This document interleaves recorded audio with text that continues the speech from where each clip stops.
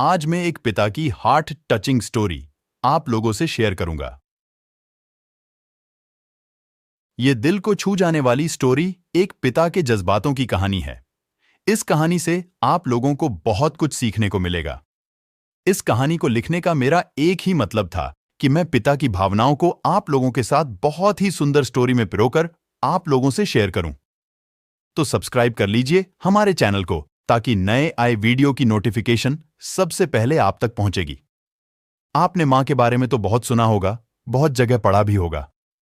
मां के लिए अच्छी अच्छी हिंदी कहानियां लिखी गई हैं, लेकिन पिता के बारे में बहुत कम ही लिखा गया है।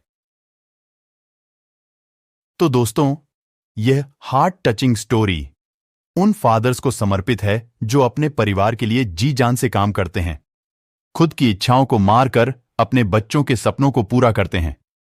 जब मैं घर से गुस्से में बड़बड़ाते हुए निकल आया था और बस स्टैंड की तरफ आगे बढ़ने लगा, मैं मन ही मन बड़बड़ा रहा था। पता नहीं कितने पैसे छुपा के रखे हैं, लेकिन मेरे लिए एक बाइक नहीं ले सकते। अब मैं यहां से चला जाऊंगा और तब तक वापस नहीं आऊंगा जब तक मैं खुद के पैसों से बाइक नहीं खरीद लेता। इतना सोच ही रहा था, तभी मेरे पैर में मुझे कुछ चुभने का एहसास हुआ।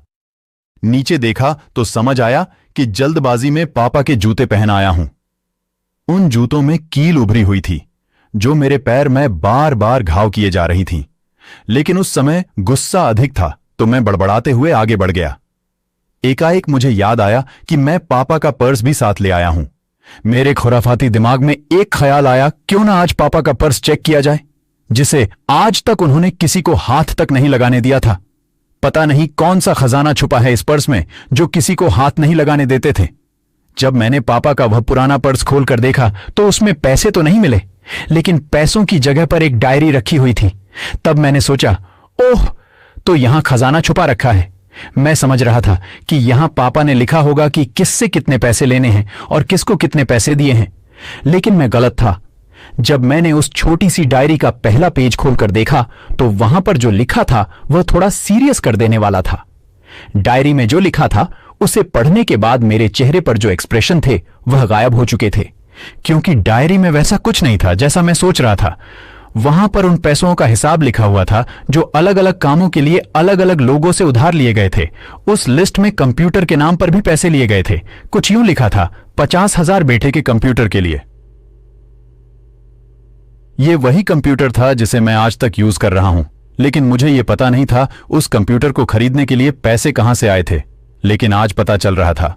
मुझे आज भी याद है जब मैंने पहली बार कैमरे के लिए जिद की थी, जो मेरे पापा ने मुझे 2 हफ्ते बाद मेरे बर्थडे पर लाकर दिया था, जिसे देखकर मैं बहुत खुश हुआ था। और मुझे खुश देखकर मुझसे कहीं ज्यादा अगर कोई खुश था तो वह थे पापा। अब मेरे चेहरे से गुस्सा एकदम गायब हो चुका था। जब मैंने आगे का पन्ना पलटा तो वहां पर कुछ विशेष इच्छाएं लिखी हुई थीं। पहली जो विश थी उसमें जो लिखा हुआ था, अच्छे जूते पहनना।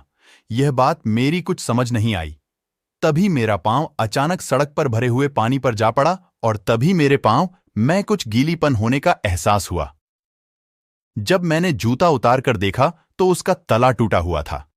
यह देखकर मुझे डायरी में लिखी बात याद आ गई। तभी मुझे मां पापा की कई बातें भी याद आ रही थीं कि कैसे मां जब कहा करती थी पापा से, अब तो जूते पुराने हो गए, नए ले लीजिए। तो पापा अक्सर यह कहकर टाल दिया करते थे, जूते अभी और चलेंगे, अभी कुछ दिन पहले तो लिए थे। मुझे आज समझ आ रहा था कि कितने दिन और चलेंगे। साथ ही साथ यह भी समझ आ रहा था कि पापा पर्स को क्यों छुपा कर रखते थे। तभी उस डायरी को पढ़ते हुए बस स्टैंड पर पड़ी बेंच पर आकर बैठ गया। अब उस डायरी का आखिरी पन्ना बचा हुआ था। उस पन्ने को जब मैंने पलटकर देखा तो वहां कल की डेट लिखी हुई थी। तारीख के नीचे लिखा हुआ था 50,000 रुपए बाइक के लिए। बस इतना पढ़ा और दिमाग सन्न रह गया। अब मेरे मन में कोई शिकवा गिला नहीं बचा था। बस मेरी आंखों से आंसू चले जा रहे थे। मुझे आज तक नहीं पता तब मैं क्यों रोए जा रहा था। अब मैं जल्दी से घर की तरफ भागा, लेकिन जूतों की वह कील पांव में अब तक घाव बनाने में कामयाब हो चुकी थी। मैंने जूतों को रास्ते में ही निकालकर फेंक दिया और भागते लड़खड़ाते हुए घर जा पहुंचा, लेकिन पापा घर पर नहीं थे। मैं समझ गया वह कहां थे। मैं सीधा पास वाली बाइक एजेंसी की तरफ भागा। पता नहीं आज कहां से इतनी ताकत आ गई थी कि मैं भागते हुए थक नहीं रहा था, और वह भी बिना जूतों के नंगे पैर। जैसे तैसे मैं बाइक एजेंसी पर पहुंचा। पापा वहीं थे। मैंने पापा को दौड़कर गले लगा लिया और मेरी आंखों से आंसू रुकने का नाम ही नहीं ले रहे थे। पापा को समझ नहीं पा रहे थे आखिर हो क्या रहा है, मैं क्यों रो रहा हूं। मैंने पापा से कहा, पापा मुझे मोटरसाइकिल नहीं चाहिए, आप अपने लिए जूते ले लीजिए। अब आज से मैं जो भी करूंगा अपनी मेहनत से अपने बलबूते पर पढ़कर करूंगा। दोस्तों बस इतनी सी थी ये कहानी है। माता पिता को कभी भी नाराज नहीं करना चाहिए।